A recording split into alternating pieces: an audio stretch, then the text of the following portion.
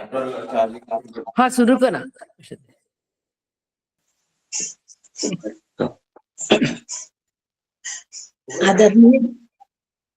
आदरणीय डॉक्टर काकांना साष्टांग नमस्कार. तसेच आदरणीय सुनील काकांना व काकूंना साष्टांग नमस्कार. सर्वांना साष्टांग नमस्कार. उषा भानेगावकर. ओम श्री परमात्मने नमः. श्रीमद् भगवद गीता अथ 12ोऽध्यायः. अर्जुन उवाच एवं सततयुक्ता ये भक्तास्त्वां पर्युपासते ये चाप्यक्षरमव्यक्तं तेषां के योगवित्तमाः. श्री भगवान् उवाच मय्यावेश्य मनो ये मां नित्ययुक्ता उपासते श्रद्धया परयोपेता ते मे युक्ततमा मताः. हे त्वक्षरमनिर्देशम् अव्यक्तं पर्युपासते सर्वत्र गमचिन्त्यं च कूटस्थमचलं ध्रुवम्. सन्नियमेन्द्रियग्रामं सर्वत्र समबुद्धया ते प्राप्नुवन्ति मामेव सर्वभूतहिते रताः. क्लेशोऽधिकतरस्तेषाम् अव्यक्तासक्तचेतसाम् अव्यक्ता हि गतिर्दुःखं देहवद्भिरवाप्यते.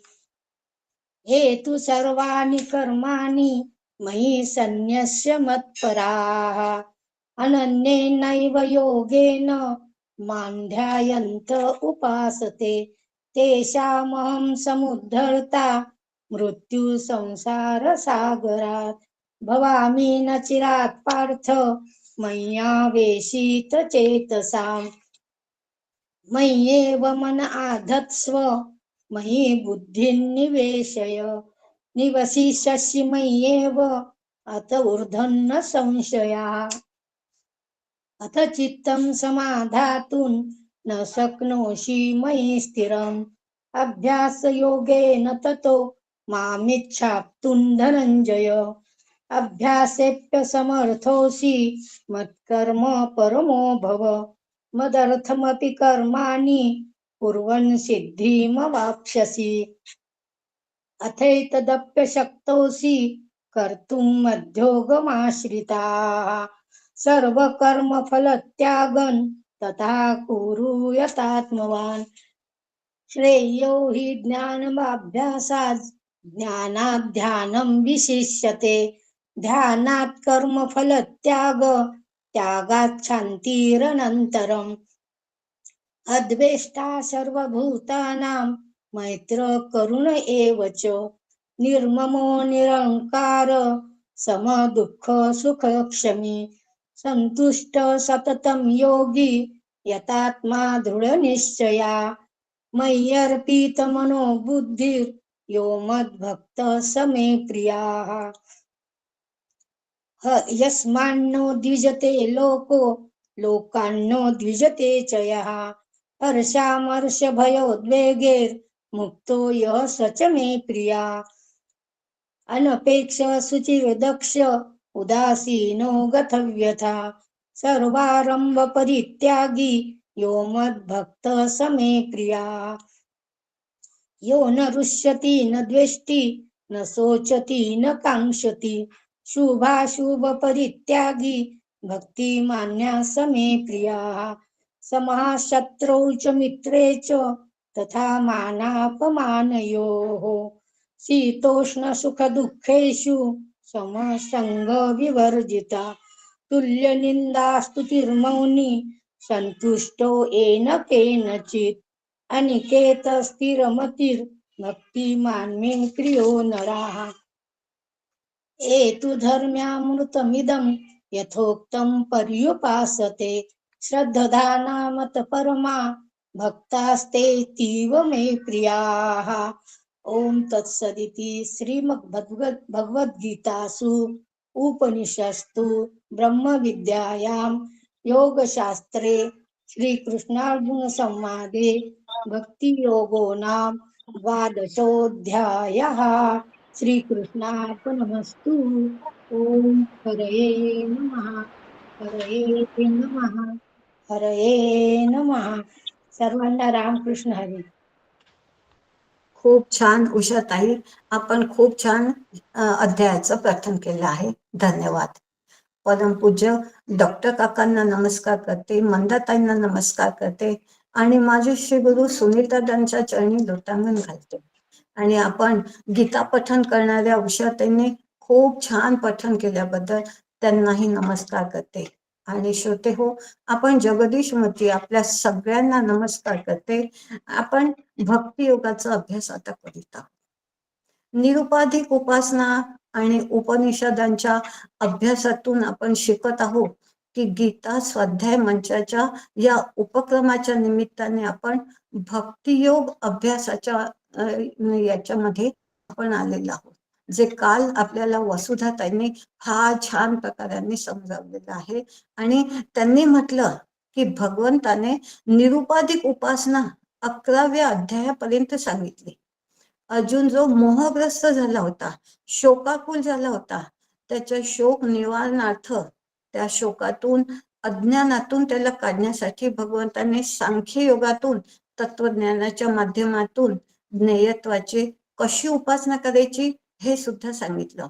या बाबतीत छान विवेचन केलं आणि वेदांनी सुद्धा कर्मप्रधानता जरी मानली तरी निष्काम कर्माच्या माध्यमातून कर्मबंधन न ठेवता, कर्मासक्ती फळासक्ती न ठेवता कर्म कसे करावे, हे निष्कर्मे सिद्धास कसे जावे याबाबत छान मार्गदर्शन शास्त्रात केलेले आहे.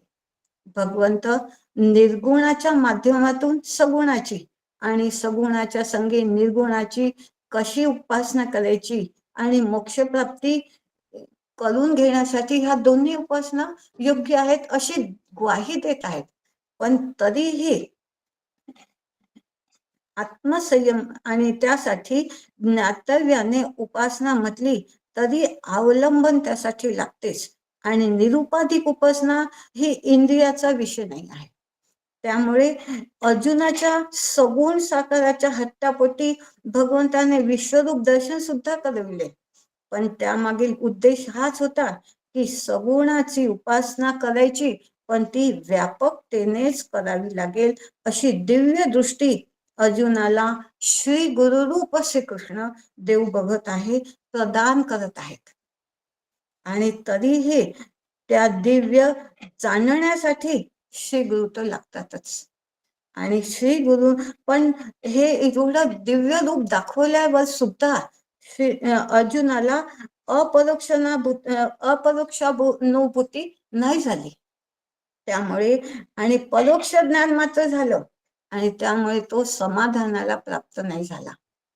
आणि त्यामुळे त्याच्या मनात अजूनही प्रश्न येत आहे आणि म्हणतो आहे की जो अनन्य प्रेमी भक्त आहे, जो भजन ज्ञानामध्ये लागून सगुण परमेश्वराला मानतो, किंवा दुसरा जो सच्चिदानंद घन निराकार ब्रह्म जी श्रेष्ठ भक्ती म्हटली जाते ती करतो, त्यात श्रेष्ठ कोण?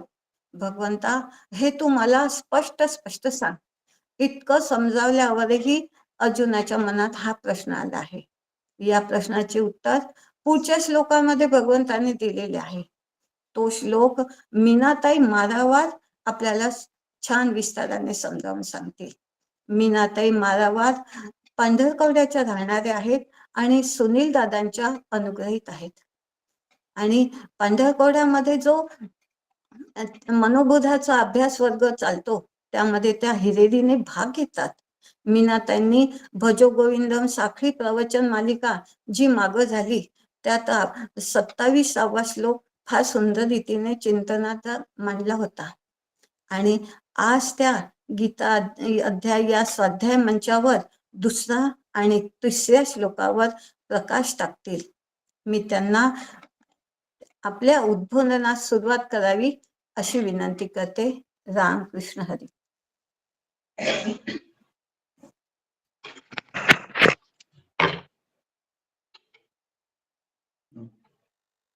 सर्वांना रामकृष्ण. आवाज येतो आहे? हा वहिनी येतोय आवाज. हो येतोय येतोय.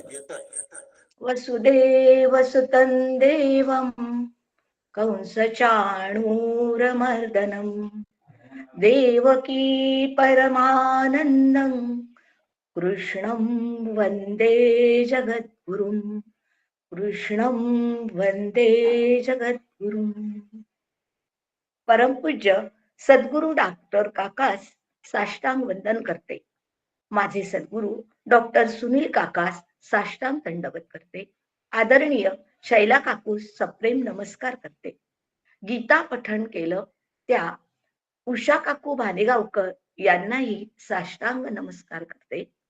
आणि श्रोते, आपण सर्व जगदीश मूर्ती, आपणासही माझा सप्रेम नमस्कार. श्रुती स्मृती स्वाध्याय मंच अंतर्गत भगवत गीता अध्याय 12 भक्तियोग श्लोक क्रमांक 2 आणि 3 चे चिंतन मांडण्याचा मी प्रयत्न करते आहे. वास्तविक भगवत गीतेचे महत्व शब्दांनी वर्णन करणे कोणालाच शक्य नाही, कारण हा एक अत्यंत महत्वपूर्ण रहस्यमय ग्रंथ आहे. यात सर्व वेदांचे तात्पर्य सांगितले आहे. यातली संस्कृत भाषा इतकी सरळ सुंदर आहे की थोड्याशा अभ्यासाने माणूस ती सहज जाणू शकतो. पण या ग्रंथाचा आशय इतका सखोल आहे की जन्मभर सतत अभ्यास करीत राहूनही त्याचा थांग मला लागत नाही. नेहमीच नवनवे भाव उत्पन्न होत राहतात. त्यामुळे भगवत गीता नेहमीच नवी वाटते. आपण सदैव श्रद्धा व भक्तियुक्त अंतःकरणाने एकाग्र होऊन विचार करू लागल्यास यातील प्रत्येक शब्दात मोठे रहस्य दडल्याचे अनुभवाला येते. भगवंताचे गुण, प्रभाव आणि मर्म याचे वर्णन ज्या रीतीने गीताशास्त्रात केले गेले आहे तसे इतर ग्रंथात सापडणे कठीण आहे. श्री वेदव्यासांनी महाभारतात गीतेचे वर्णन करून झाल्यावर म्हटले आहे, गीता सुगीता करण्याजोगी आहे. म्हणजेच गीता उत्तम प्रकारे वाचून तिचा अर्थ आणि भाव अंतःकरणात साठवणे हे माझे कर्तव्य आहे. कारण ती स्वतः पद्मनाभ श्री विष्णूंच्या मुखकमलातून प्रगट झाली आहे. तेव्हा मला इतर फापट पसारायची गरजच काय? स्वतः भगवंतांनी हिच्या महत्वाचे वर्णन केले आहे. त्यांनी त्यात आपल्या प्राप्तीचे मुख्य 2 मार्ग सांगितले आहे. पहिला सांख्ययोग तर दुसरा कर्मयोग. दोन्ही साधनांचा परिणाम एकच असल्यामुळे वास्तविक त्या एकरूप मानल्या गेल्या आहेत. परंतु साधन काळात त्यांच्या अधिकारात फरक असल्यामुळे दोन्ही मार्ग वेगवेगळे सांगितले गेले आहेत. जसे गंगेवर जाण्याचे 2 मार्ग असले तरी एक मनुष्य जसा दोन्ही मार्गांनी एकाच वेळी जाऊ शकत नाही, त्याचप्रमाणे एकच माणूस वरील दोन्ही मार्गांनी एकाच वेळी साधना करू शकत नाही.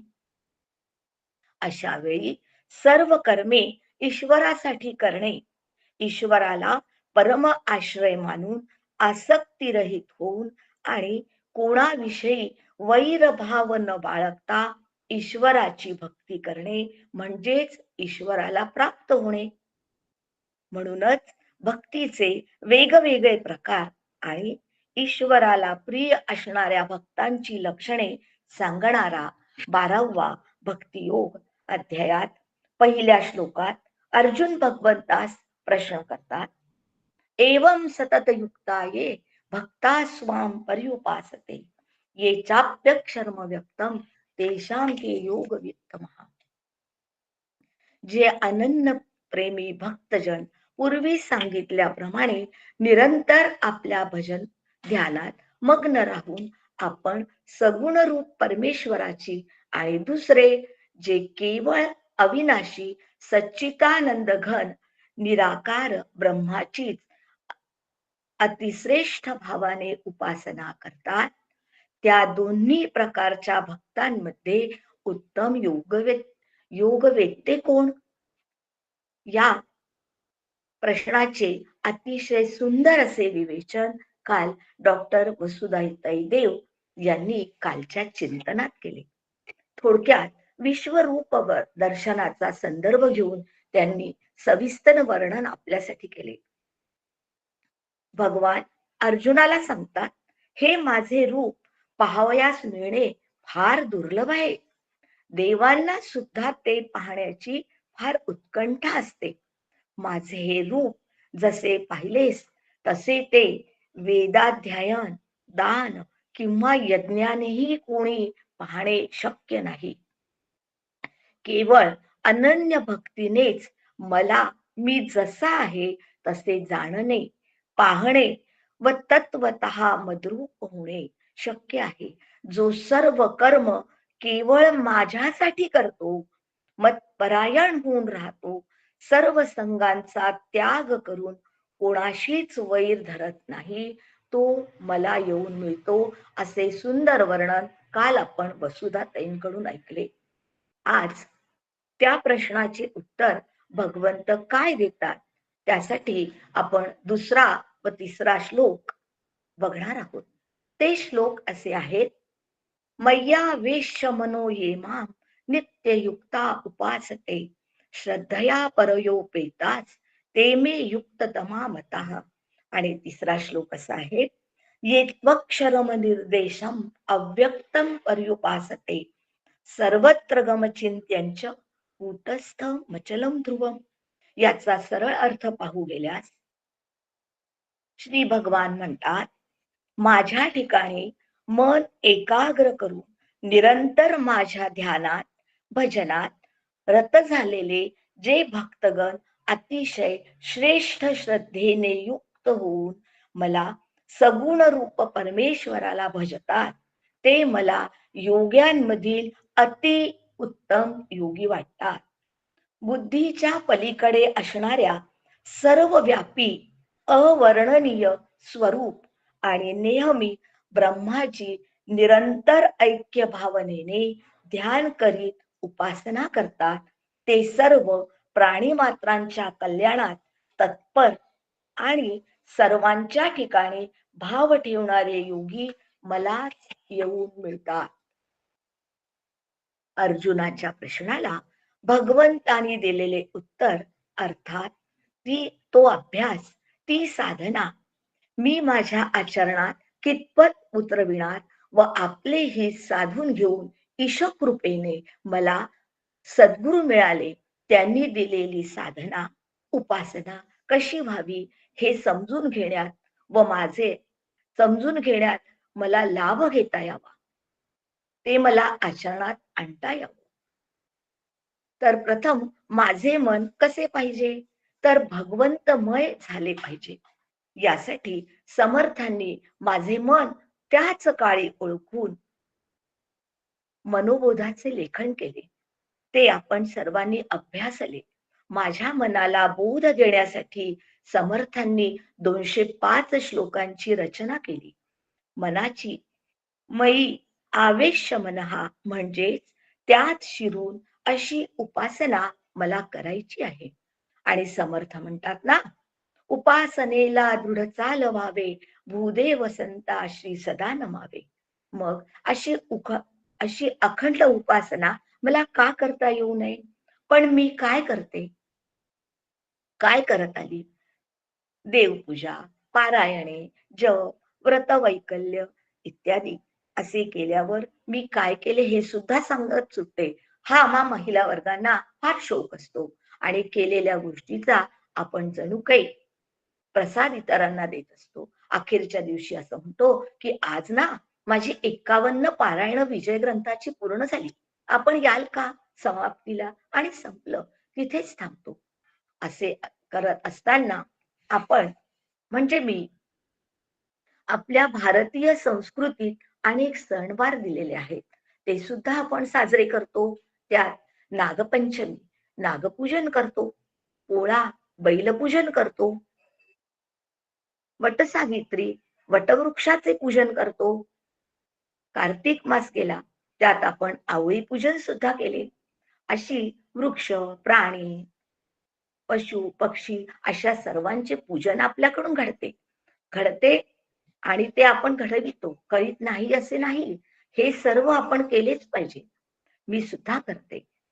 पण यातून मला ईश्वर शोधन साधता आले पाहिजे. माझ्या संस्कृतीची जपणूक करता आली पाहिजे आणि त्याच वेळी मुखातून सहज शब्द येतात. जिकडे पाहावे तिकडे तू दिसशी नयना, अशी माझी परिस्थिती झाली पाहिजे. याने माझी प्रसन्नता वाढते. पण एवढ्यावर माझे भागते असे नाही, तर उपासना म्हणजे काय हे नेमकं मला समजून घेतलं पाहिजे. उप म्हणजे जवळ, आसन म्हणजे बसणे.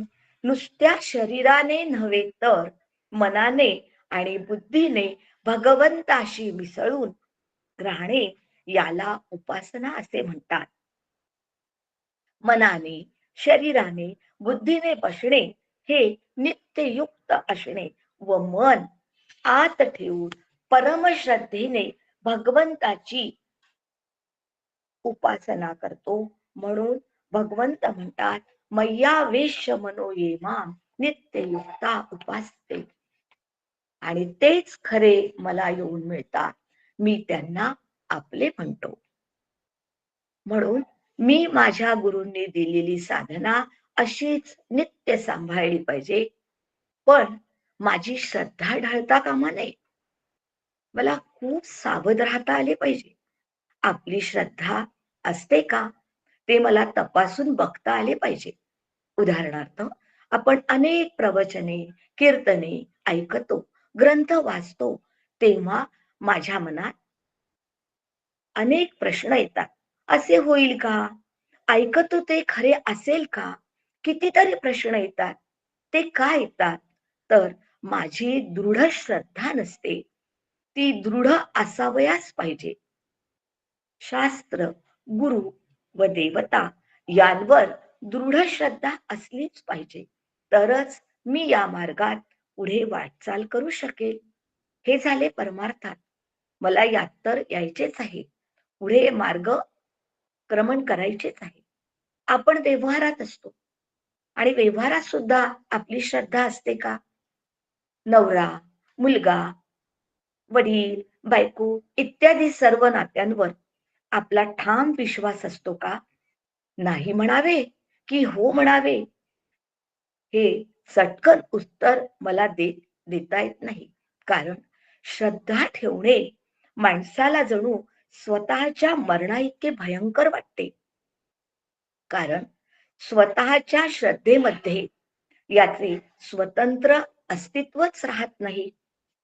एक हिंदी कवी म्हणतो, प्रेम गली अति सागुरी, दोनों नाही समाय, आपुन है तो हरी नाही, हरी है तो आपुन नाही. हे खरं आहे. प्रेमाची गल्ली फार अरुंद आहे. त्यामध्ये दोघांचा समावेश होऊ शकत नाही. कबीर म्हणतात, प्रत्येक मनुष्य धडपड करतो. कशाकरिता करतो? आपले नाव, आपले अस्तित्व, मीपणा याकरिता. पण कबीराने मनातून द्वैतच काढून टाकले आहे. ते म्हणतात, तलवारीच्या धारीपेक्षा वाट तीक्ष्ण आहे. इथून जाताना द्वैताचा, अहंकाराचा बोझा बाजूलाच ठेवला पाहिजे. यालाच श्रद्धया परया उपेता असे म्हणतात. दुसरे काही नाही, सारे तूच आहेस, मी नाहीच. शेवटी त्याचा अहम सुद्धा जातो. पण मला कितीतरी प्रकारचा अहम असतो. तो घालवण्याचा प्रयत्न मी केलाच पाहिजे. याने प्रपंच आणि परमार्थ दोन्ही सुकर होईल. परमार्थात माझी पूर्ण श्रद्धा गुरूंवर असलीच पाहिजे. मी शरणागत असलेच पाहिजे. भगवंत म्हणतात, श्रद्धया परयोपेतास ते मे युक्त तमामतः. मनुष्याचा उद्धार शेवटी श्रद्धेनेच होणार. यासाठी आपण संत कबीरांच्या चरित्रातला काही प्रसंग बघूया. कबीर कथा अशी आहे. एकदा गंगा नदीवर तमाल मोमीन सूत धुण्यासाठी गेला आणि काही वेळात त्याला एक मोठे शिंपले वाहत त्यांना दिसले. त्यांनी ते शिंपले हातात उचलले आणि अलगदपणे ते उघडले. प्रयत्नपूर्वक त्याला उघडावे लागले तर काय त्यात एक छोटेसे बालक त्याला मिळाले. ते बालक घेऊन तो तसाच घरी परत आला आणि आपल्या पत्नीजवळ ते बालक दिले आणि तो म्हणाला, याचा तू प्रतिपाळ कर. तिने ते बालक हातात घेताच त्या मातेला पाना फुटला. ती आनंदली. दोघांनाही हर्ष झाला. त्या बाळाचे प्रतिपालन हे करू लागले. त्याचे नाव कबीर असे ठेवले. हळूहळू बालक मोठा होऊ लागला, पण ते बालक रामनामात सतत गुंतून राहू लागला. रामनामच जपत राहू लागला आणि कधी ध्यानात मग्न होत असे वाटू लागले. काही कालांतराने कबीर असे नाव ठेवले. तो मोठा झाला. त्या काळी विवाह लवकर होत असे, त्यामुळे कबीराचा विवाह करून दिला आणि त्याच्या आईला असे वाटू लागले, आता आपला जो हात मागाचा व्यवसाय आहे ना, हा कबीराला शिकवावा. म्हणून एके दिवशी त्याच्या आईने त्याला हात मागावर बसविले, सुते जोडून दिली, विणकाम कसे करावे हे समजावून सांगितले आणि आता तू कर पुढे असे सांगून ती आपल्या कामाला निघून गेली, आत गेली. आणि आई आत गेली हे बघताच कबीराने डोळे मिटले, ध्यानस्थ झाला आणि काही वेळात रामनामाचा जप करू लागला. आणि भगवंताला याच वेळी त्याला त्याची कसोटी बघावी असे वाटले आणि भगवंत स्वतः प्रत्यक्ष त्या हात मागावर येऊन बसले आणि शेला विणू लागले. काही वेळाने कबीर ध्यानावर आला आणि तो सुद्धा शेला विणू लागला. त्यावेळी भगवंत अदृश्य झाले आणि शेला विणू लागले. असे करता करता शेला पूर्ण झाला. तो शेला घेऊन तो आईकडे गेला. आईजवळ त्याने दिला. आई त्याला म्हणाली, बाळा जा, छान, आता तू बाजारात जा आणि याचे मिळतील तेवढे पैसे घेऊन ये. कबीर बाजारात गेला. पण काय झाले, प्रत्येक ग्राहक कबीराकडे बघू लागले आणि तो इतका सुंदर शेला बघून प्रत्येक ग्राहकाच्या मनात विचार येऊ लागला, अरे इतका सुंदर शेला आणि माझ्याजवळ तर इतके पैसे नाहीत. चला, आपण हे खरेदी करू शकत नाही. फक्त कबीराच्या कौशल्याची प्रशंसा करत ते निघून जाऊ लागले. असे होता होता सर्व ग्राहक निघून गेले. संध्याकाळ झाली. कबीरांचा शेला विकला गेला नाही. काळजी वाटू लागली. ते घराकडे परत निघाले, पण आईची भीती वाटू लागली. ते आपल्या घरात न जाता शेजारच्या एका रिकाम्या झोपडीत शिरले आणि नामस्मरण करू लागले. आता देवाला काळजी वाटू लागली. आता याची कसोटी पाहण्याची खरी वेळ आली असे समजून भगवंत झोपडीत आले आणि म्हणाले, एका ब्राह्मणाचा वेश घेऊन आत आले आणि म्हणाले, बाळा मला खूप थंडी वाजते आहे, काही पांघरायला आहे का तुझ्याजवळ? हे ऐकताच कबीर भानावर आले आणि अर्धा शेला कापला आणि भगवंताकडे म्हणजे त्या ब्राह्मणाकडे दिला आणि ब्राह्मण त्या ठिकाणी अदृश्य झाले. कबीर पुन्हा ध्यानात मग्न झाले, नामस्मरण करू लागले. आता भगवंताने ठरवले, अरे काही खरे नाही, म्हणून त्यांनी एका फकीराचा वेश घेतला आणि कबीराजवळ आले व म्हणाले, देव निर्गुण निराकार आहे, तू त्याला रामकृष्ण असे सगुण साकार का मानतोस? कबीर शांतपणे म्हणाला, देव निराकार असला तरी भक्तासाठी साकार रूप घेऊन येतो. कबीराने यावर त्याला खूप धाक घातला आणि तेही न ऐकता शांतपणे कबीर रामभजन करू लागला.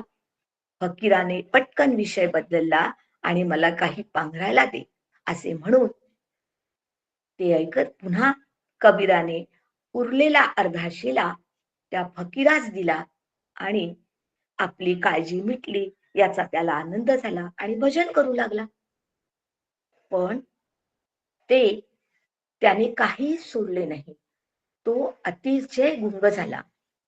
आता मात्र भगवंताने पलायन केले आणि कबीराच्या मातेकडे जाऊन कबीराच्या मातेला म्हणाला, माते, तुमचे कल्याण करण्यासाठी मी येथे आलो आहे.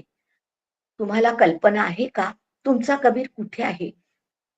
तो तर एका झोपडीत नामस्मरण करत बसला आहे. चला मी तुम्हाला दाखवतो. असे म्हणून कबीराच्या मातेला घेऊन ते त्या ठिकाणी गेले आणि ते बघताच मातेचा राग अनावर झाला. ती त्याला बोलू लागली, खूप बोलली, खूप चिडली, पण कबीर भानावर होताच कुठे. त्याच्यावर काहीच परिणाम झाला नाही. तिला मार द्यावा असे वाटू लागले, म्हणून ते इकडे तिकडे शोधू लागली, कुठे काही दिसत आहे का. पण तेवढ्यात ब्राह्मण वेशात आलेले देव तिथे आले आणि त्यांनी एक छडी मातेच्या हातात दिली आणि ही माता त्या कबीरांना सपासप मारू लागली. पण काय, कबीर शांतपणे ते सहन करत होते आणि तेवढ्यात भगवंता ओरडू लागले, थांब थांब, काय करते आहेस तू? आणि पुढे आले, आपल्या अंगावर उठलेले बळ मातेला दाखवले आणि ओरडू लागले. माता अवाक झाली आणि बस पुरे कर आता मार असे म्हणू लागले. हे बघून कबीराची आई चकित झाली. तेव्हा कबीर भानावर आले. तिला आणि कबीराला कोदंडधारी श्रीरामाच्या रूपात भगवंतांनी दर्शन दिले. कबीराने उठून प्रभुचरणांना मिठी मारली व दोघेही प्रभुचरणी लीन झाले. या कबीर चरित्रातून मला काय शिकायचे आहे? श्रद्धा, तितिक्षा, भक्ती, उपासना, लीनता, प्रेम, विवेक, वैराग्य इत्यादी खूप काही गोष्टी या संताजवळून मला शिकता येण्यासारख्या आहेत आणि केवळ न शिकता अनुभवात आल्यास माझी वाटचाल मुमुक्षूकडे जाण्यास अवघड वाटणार नाही यात शंकाच नाही. अशा वेळी मला एक सुभाषित आठवत आहे. श्रद्धा एकविदा कुठेही बसता, श्रद्धाच ती पावते, वस्तूच्या जवळीच केवळ पहा सामर्थ्य ते राहते. याचसाठी माझी श्रद्धा गुरूंवर असलीच पाहिजे. हे मनात ठासून अभ्यास व साधना मला केलीच पाहिजे. माझा मीपणा मला घालविता आला पाहिजे. परमार्थ मार्गात खरे कोणाच्या स्वाधीन आहे, तर ते श्रद्धेच्या स्वाधीन आहे. उदाहरणार्थ, आपल्याकडे पतिव्रतेचे महात्म्य आहे. ते पती कसा असावा यावर कुठे अवलंबून आहे? सीता श्रेष्ठ पतिव्रता आहे, पण रामचंद्र श्रेष्ठ होते म्हणून तिचे पातिव्रत्य श्रेष्ठ आहे असा अर्थ का आहे काय? रामचंद्र नक्कीच सर्वश्रेष्ठ आहेत, पण सावित्री सुद्धा सीते इतकीच पवित्र आहे ना, वंदनीय आहे ती आपल्याला. पण सत्यवानाची तुलना रामाशी केली तर काय होईल? असे म्हणावे लागेल, कुठे इंद्राचा ऐरावत आणि कुठे श्यामभट्टाची तट्टाणी, कहा राजा भोज और कहा गंगूतिली असेच म्हणावे लागेल ना. म्हणूनच श्रद्धेचा कस काय हे महत्वाचे कारण मला जाणून घ्यावे लागेल. माझी श्रद्धा श्री गुरूंना शरणांगत राहूनच मला श्रद्धापूर्वक नित्य आणि युक्त होऊन साधना करून साध्य गाठावे लागेल. जसे समर्थ म्हणतात, विषयजनित सुखे सौख्य होणार नाही. माझी विषयांवरील आसक्ती कमी झालीच पाहिजे. यासाठी आपल्याला उदाहरण बघता येईल. मी कसा आहे, एक हरिण असतं, त्या हरिणाला आपल्या सौंदर्याची खूप आवड असते आणि ते सारखं म्हणत असतं, भगवंता मला किती सुंदर शिंगे दिलीस रे, शरीर दिलंस रे, आणि बघ माझे पाय कसे तू मला दिलेस, याचं मला फार दुःख वाटतं. एकदा हे हरिण रानात चरायला जातं आणि चरता चरता त्याच्या लक्षात येतं की अरे, माझ्या पाठी वाघ लागलाय. तो पळू लागतो आणि पळता पळता झुडपामध्ये त्याची शिंग अडकतात. ती शिंग तो काढताना ती आधी अडकतात. हा कसा दिसतो? आणि कसे तरी ते शिंग सोडून पळायला लागतो आणि वाघ जवळ येत आहे हे लक्षात अति वेगात पळू लागतो. इतका वेगात पळतो आणि मग शेवटी त्याचे पाय अधिक वेगाने पळून त्याला मदत करतात आणि तो आपला जीव वाचवतो. तेव्हा त्याला कळते, अरे, मी काय म्हणत होतो, केवळ माझे शिंग सुंदर आहे, केवढा मला अभिमान होता सौंदर्याचा, पण आज माझ्या पायांनी मला वाचवलं. अरे, सुंदर तर सगळंच असतं. आणि मृत्यू दारात आल्यावर सुंदर कायचे मला ज्ञान झाले, काय उपयोग माझ्या ज्ञानाचा, असे माझेही होते. विषयात गुंतून मी रमते, रंगते, पण मी कोण आहे, काय करीत आहे, काय करायचे आहे, याची नित्य, सतत, सदैव माझ्या गुरूंनी दिलेल्या साधना मला करायची आहे हे विसरते. त्यासाठी आपण एखाद्या विद्वान संताचे महात्म्य शिकायला पाहिजे, वाचायला पाहिजे आणि अनुसरायला पाहिजे. मला नित्ययुक्त, अखंड आणि तत्पर कसे होता येईल ते जाणून घ्यावे लागेल. तर एक विद्वान संत होते आणि त्या संतांना ग्रंथलेखन करायचे होते. म्हणून ते एका खोलीत स्थानापन्न झाले आणि ग्रंथलेखनास प्रारंभ केला. आणि त्यांचा क्रम सांगता, नित्याचे लेखन पूर्ण झाल्याशिवाय त्या ठिकाणी उठायचे नाही आणि हलायचे सुद्धा नाही. असे होता होता अनेक दिवस, महिने आणि वर्ष झाले. ग्रंथ पूर्ण झाला. त्यावेळी ते भानावर आले. त्यांच्या लक्षात आले, मी तर ग्रंथ लिहिताना फार कमी वेळ बाहेर जात होतो, पण आणि मी कुठली कामे केली नाही. माझ्या दौतीतली शाई कधी संपलीच नाही. माझी लेखणी कधीच खराब झाली नाही. मी ज्या दिव्याच्या प्रकाशात ग्रंथ लिहित होतो, त्यातले तेल कधीच संपले नाही. माझी खोली नीटनेटकी आणि स्वच्छच राहिली आणि माझ्या भोजनाकरता आवश्यक आणि मला जे आवडेल तेच मला मिळत राहिले. हे कसे घडले? याचे त्यांना नवल वाटले बरं का, चमत्कार वाटला नाही. कारण संतांच्या विचारात चमत्कार हा नसतोच. ते ध्यानात ते ज्ञान मिळवितात, म्हणून त्यांना नवल वाटले आणि त्यांचे मन सांगू लागले, या ठिकाणी मी एकटा नाही, तर माझ्याशिवाय इथे कुणीतरी राहतो याची जाणीव त्यांना करून दिली. आणि त्यांनी मोठ्याने शब्द काढले, जी कोणी व्यक्ती या ठिकाणी राहून ही सर्व कामे नीट पार पाडते, तिने माझ्या पुढे हजर व्हावे. ते ऐकून एक स्त्री आत आली आणि तिला बघताच संत म्हणाले, आपण कोण? आपला परिचय द्यावा.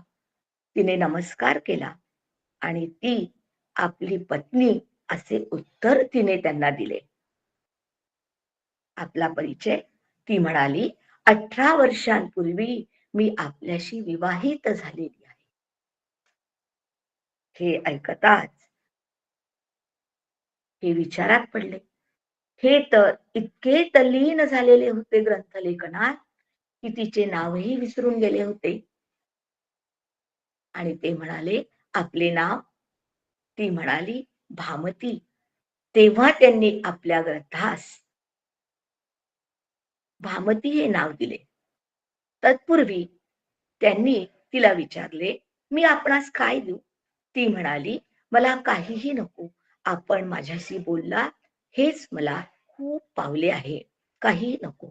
परंतु त्या संतांनी भामती हे नाव त्या ग्रंथास दिले आणि त्याखाली स्वतःचे नाव न देता भामतीकार असे नाव त्या ठिकाणी दिले आणि तो ग्रंथमय ठेवा आम्हा सर्वांना देऊन ठेवला आणि आपले लिखाण बंद केले.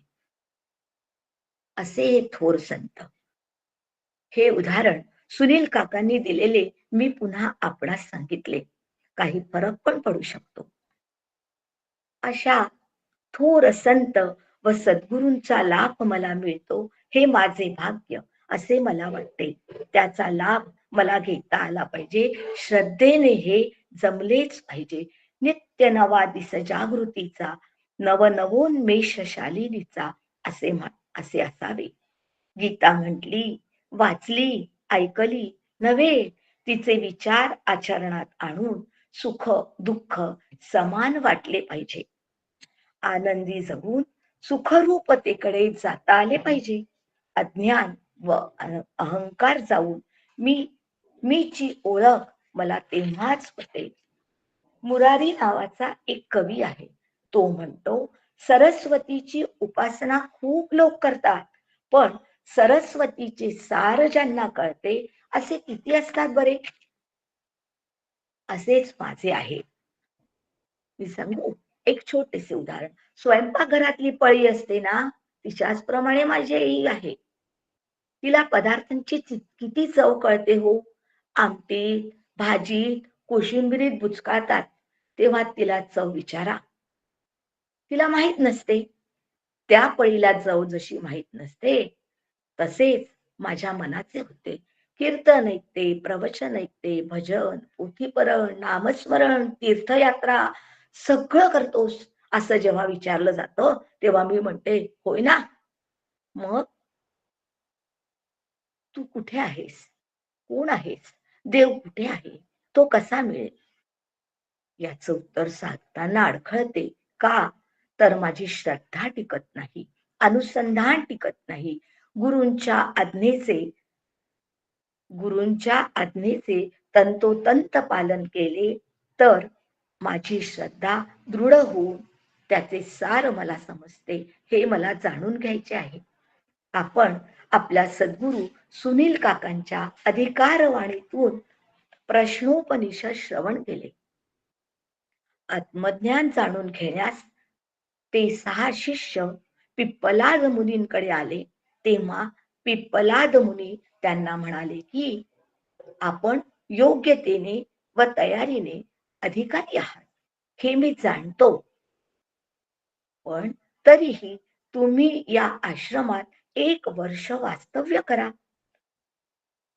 तुम्ही इंद्रिय स्वाधीन करून घेऊन मोठे तपही केले, परंतु येथे वर्षभर तेच अखंड करावे अशी माझी इच्छा आहे. ते शिष्यांनी स्वीकारले. गुरु आज्ञा पाळली. आत्मज्ञान प्राप्त केले. मला सुद्धा अशीच साधना श्रद्धायुक्त करावी लागेल. असे न केल्यास वेळ व्यर्थ जाईल. जसे माकडे समुद्र ओलांडून गेली, पण तो किती खोल आहे हे कोणाला समजले असे माझे होऊ नये. ज्याने स्वतःला घुसळून घेतले त्या मंदाचाराला माहित आहे समुद्र किती खोल आहे म्हणून? नाही ना. याचा आपण विचार श्रद्धया परया उपिता साठी करतो आहे. जे मला आवडत नाही, ते पटत नाही, मला असे म्हणून मी मोकळे होतो. पण ही अतिशय अवघड गोष्ट आहे. नितांत श्रद्धा खऱ्या भावाने उत्पन्न होते. हे भगवत कृपेचे लक्षण आहे. आपल्याला जेव्हा दया येईल ना, तेव्हा भगवंत कृपा करील. मला वाटते त्याच्या वाचून माझे काय अडले आहे, पण त्याचे तरी काय अडले आहे? तुझ्यापासून असे अडले नाही, काही अडले नाही त्याचे. तो इथे येतो, तो भक्तांकरिता येतो. आणि भक्त कोण? जो परमश्रद्धेने युक्त आहे तो भक्त. विभक्त नाही तो भक्त. याचे उदाहरण द्यावयाचे झाल्यास संत मीराबाई, माता शबरी, ध्रुवबाळ, भक्त प्रल्हाद इत्यादी उदाहरणं आपल्याला घेता येतील. यापुढे युक्ततमहाकडे आपण जाऊया. माऊलीची ओवी आहे, युक्त असे असते, त्यासाठी ही ओवी आपण घेऊया. अस्तु गिरीचिया उपकंठी रिगालिया रविबिंबा पाठी रश्मी जैसे किरीटी संचरती गा. सूर्य आणि किरण किती जोडलेले असतात. सूर्य मावळला की किरण त्याच्या मागोमाग जातात. मला सवड नाही असे कधीही म्हणत नाही. तो त्याच्याशीच जोडलेला असतात आणि किरणही त्याच्याशीच जोडलेली असतात. असे आहे ना. आता मैयावेश कसा, त्याच्या बरोबर हा, तो नाही म्हणजे हा नाहीच, याला म्हणावे मैयावेश. भगवान मी तुझा आहे असे म्हणत ती किरण आपल्या पुढे जाणे थांबवतच नाही.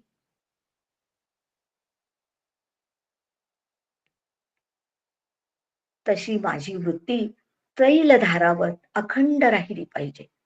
नदीच्या पाण्याचा प्रत्येक थेंब समुद्रात जायला सुचलेला असतो. प्रयत्नात तो खंड पडू देत नाही. समुद्राला मिळायचे हीच त्याची गती तो सतत ठेवत असतो. तशी जीवाची प्रवृत्ती परमेश्वराला मिळविण्यासाठी असते. तशी ती असते का, याचा विचार सतत मला केला पाहिजे. पुढे जाता जाता थांबलो की मी किती मागे जातो आहे हे लक्षात येऊन मला राहता आले पाहिजे. प्रयत्नात कसर येता कामा नये. सगळ्या इंद्रियांसह मन भगवंतात समाविष्ट झाले तर सर्व रात्रंदिवस कंटाळा मला जाणवणार नाही. स्वतःचे स्वतंत्र अस्तित्व जाणवतच नाही. परमेश्वराकरिता वेडे व्हायचे हेच ध्येय गाठायचे आहे मला.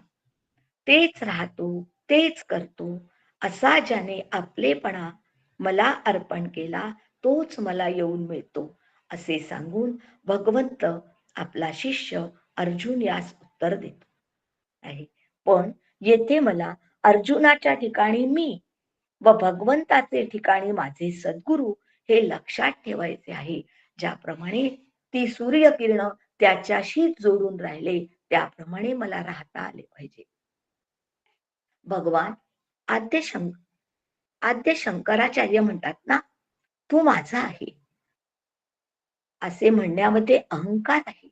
तू माझा म्हणजे मी तुझ्यापासून दूर आणि तुझ्याहून मोठा झाला, अहंकार आहे त्यात. तेव्हा तू माझा असे म्हणणार. मी तुझा आहे, तू व्यापक आहेस, मी मर्यादित आहे. या तत्वज्ञानाला बाधा येत नाही असे तत्वज्ञान शिकावे. यासाठी माऊली उपमा देते नदीची. का वर्षा काठी सरिता जैसी चढो लागे पंडुसुता तैसी निच नित्य भजता श्रद्धा दिसे. पावसाळ्यात नदीचे पाणी जसे वाढत जाते, रोज नदीला नवीन स्वरूप प्राप्त होते, ती अधिकाधिक उचंबळत जाते. तसेच मी नित्य साधना केल्याने माझी श्रद्धा तुनावत जाते. रोज नवीन अर्थ मला या गीतेतून जाणवायला लागतो. म्हणून रोज आणखीन काहीतरी केले पाहिजे असे वाटू लागते आणि आपण ज्ञान मिळवीत राहतो. गंगा एकदा समुद्राला मिळाली, कळला एकदा समुद्र, आता पुन्हा काय करायचे आहे असे होत नाही. मागून येणाराही मिळतच राहतो समुद्राला. मिळणे कधी संपतच नाही. तिला कृतार्थता वाटतच नाही. तसे मला वाटले पाहिजे. हे लक्षात घेऊनच मी माझी साधना पुढे नेलीच पाहिजे. आणि अंतिमतः मला येऊन मिळणारा भक्त माझ्यात कसा विरघळला याचे सुंदर वर्णन करते आहे, माऊली करते आहे.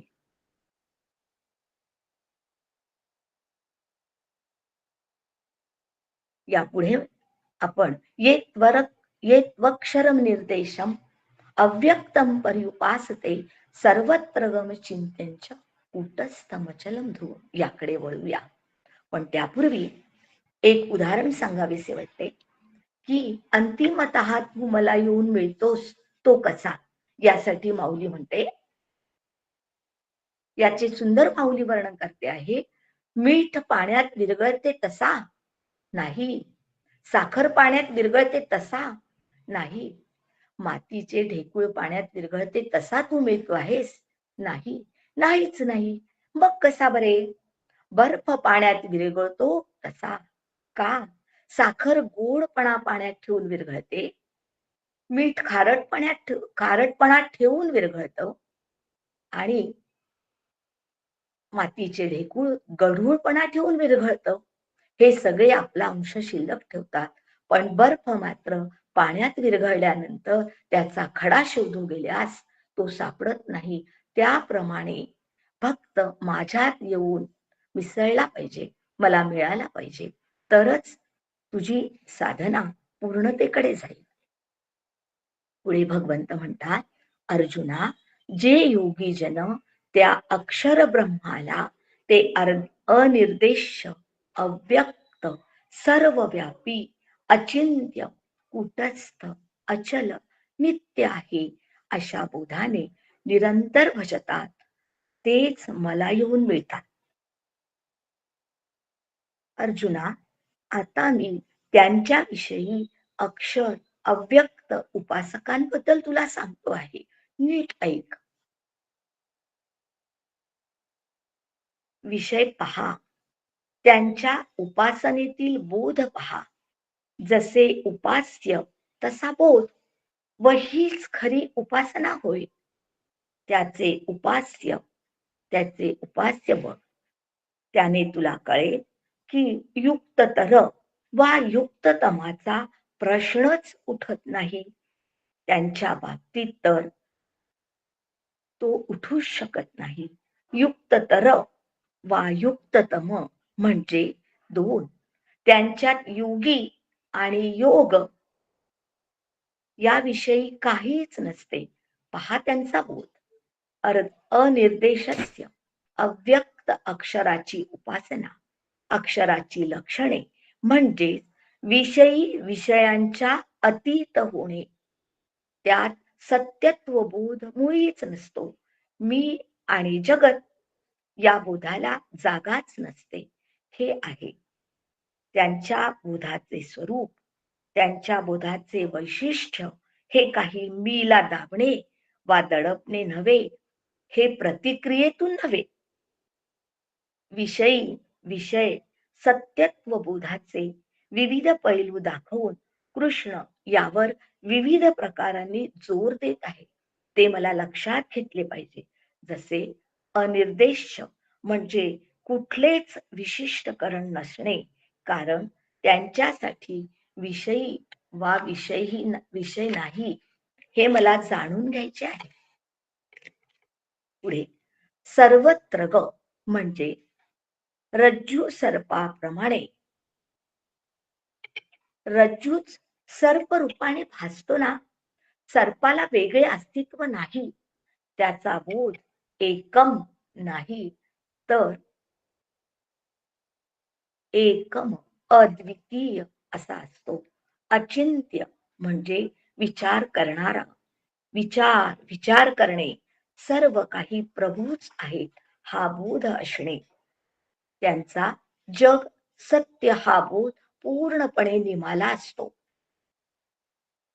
सोपाधिक साधनात मी वा भोगता भोग्य अशा सर्व रूपात दडलेले असते आणि निरुपाधिक पूर्णपणे उद्भासित झालेला असतो. कृष्ण हीच गोष्ट त्याच सत्याच्या भोग्याच्या अतीत असणाऱ्या सत्तेच्या संदर्भात कितीतरी पद्धतीने दाखवित आहे. कुट म्हणजे माया, भ्रांती, फसवणूक, भुवन मोहिनी माया त्या साधकाला फसवू शकत नाही, कारण त्याच्यात जगत सत्यत्व बोध नाही. प्रभूच सर्व काही आहे हाच त्याचा बोध असतो. अचल, त्यांच्यात म्हणजेच प्रभूत कोणताच बदल होत नाही. ते अचल आहेत. समुद्राप्रमाणे एकमेवाद्वितीय आहेत. मीपणाला कुठले सत्यत्व वा अस्तित्व मुळीच नाही. हा त्यांचा बोध ध्रुव म्हणजे नित्य असतो. त्यांच्यात चलत्व संभवत देखील नाही. हा असा त्यांचा बोध असतो. हे अनुभवण्याची क्षमता त्यांच्यात असते. मग काय तुम्ही त्याला युक्त वा तम म्हणू शकता? भगवान राम कृष्ण म्हणत त्याप्रमाणे अला काना म्हणजे आ आणि आला काना लावल्याने काय होणार बरे? भगवंत अर्जुनाचे मानस जाणत होते. त्याने संपूर्ण मानसशास्त्रीय असे उत्तर अर्जुनाला दिले होते. माझेही मानस तसेच गुरु जाणतात आणि मलाही तशीच साधना देतात हे माझ्या लक्षात आले पाहिजे.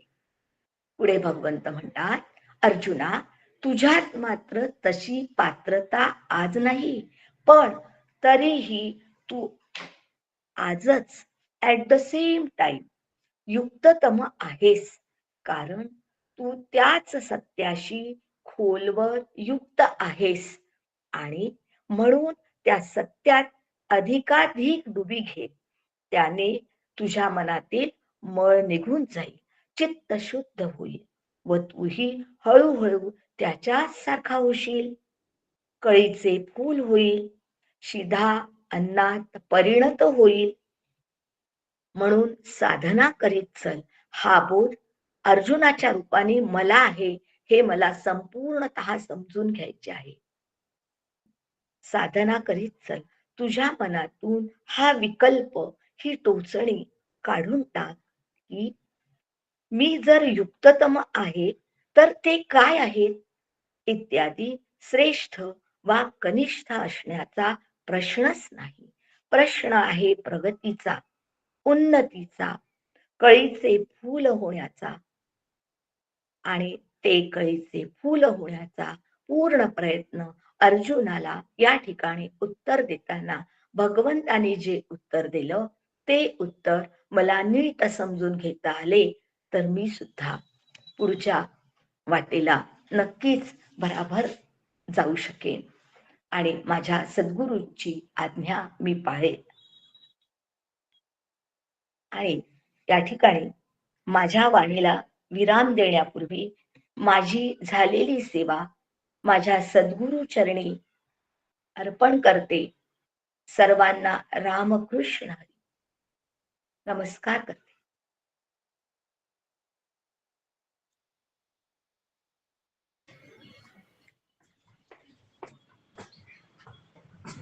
रामकृष्ण हरिताई. रामकृष्ण रामकृष्ण हरी. ताई. राम मीना काकू रामकृष्ण हरी. रामकृष्ण हरी सर्वांना. रामकृष्ण हरी. रामकृष्ण हरी मीना ताई. रामकृष्ण हरी. श्रद्धा मुद्दा सुंदर मांडला आणि युक्त हाही मुद्दा आपण फार सुंदर मांडला की बर्फ पाण्यामध्ये आपलं अस्तित्व नाही ठेवत, पण साखर, मीठ आणि ढेकूळ आपलं अस्तित्व ठेवतं. त्यामुळे अस्तित्व न ठेवता जे ऐक्य आहे ते खरं ऐक्य आहे. हा मुद्दा आपण फार सुंदर मांडला. रामकृष्ण हरी. आपल्याला नमस्कार. रामकृष्ण हरी ताई. राम हरी.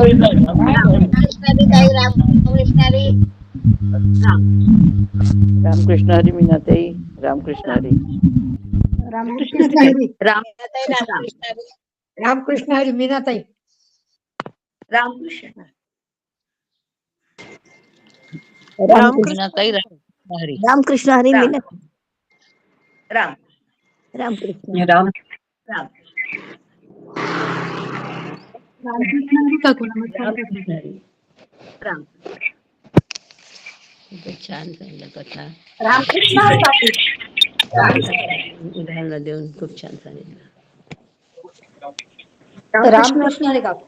राम रामकृष्ण. रामकृष्ण हरी. रामकृष्ण हरी. रामकृष्ण हरी. रामकृष्ण हरी ताई. रामकृष्ण रामकृष्ण हरी काकू. रामकृष्ण हरी अंता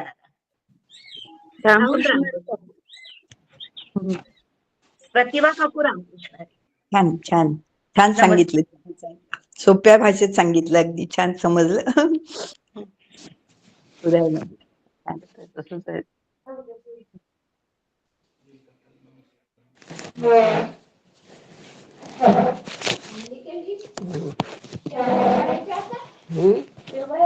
रामकृष्ण हरी. ते खूप छान सांगितलं तुम्ही. रामकृष्ण. छान झालं. अगं हे कसं हे करायचं? अतिशय शांतपणे स्पष्टीकरण केलं. रामकृष्ण हरी. छान बोलण्याची पद्धत आहे, खूप छान आहे. उदाहरणं देऊन देऊन खूप छान समजून सांगितलं. आपण हे कर बरं, तिथं लाल लाल बटन आलं असेल पाहावं, ते इथे बंद कर. रामकृष्ण हरी त्यासाठी म्हणतो. आपण आहात का? रामकृष्ण. पंकज रामकृष्ण. हा रामकृष्ण हरी.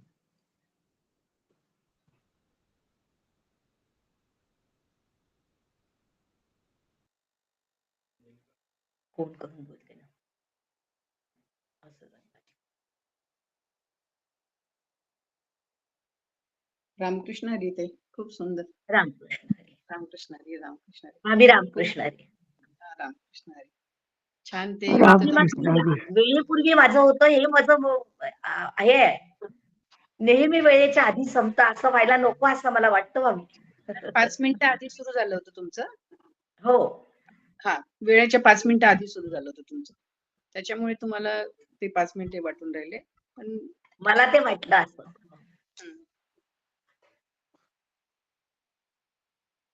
छान झालं, बोलण्यामध्ये खूप गोडवा आहे तुमच्या. असं रामकृष्ण हरी ताई. रामकृष्ण हरी आहे ना ते. राम.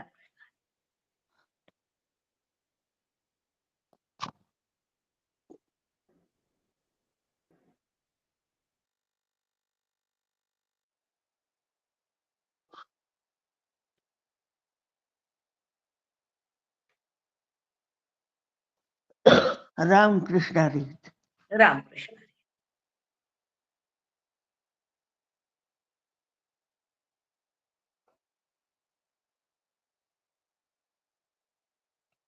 माझे सद्गुरू सुनील काका यांना नमस्कार करते.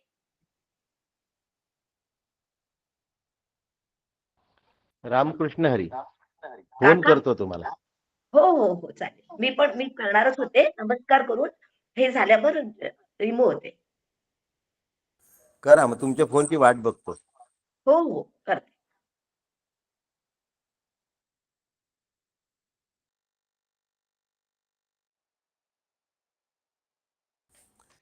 थांबूया आता. हो हो.